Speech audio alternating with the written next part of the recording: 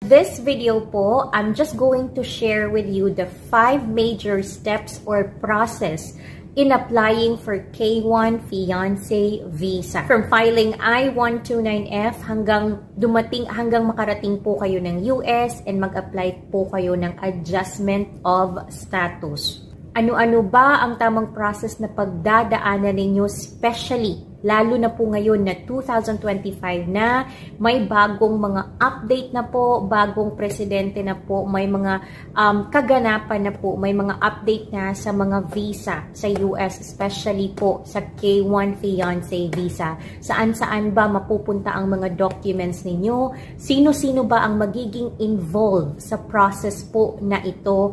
Sino-sino ba ang magba-background check po sa inyo? Ano ba yung tamang buong process po ng pag-apply ng K1 Fiancé Visa? So if you are a K1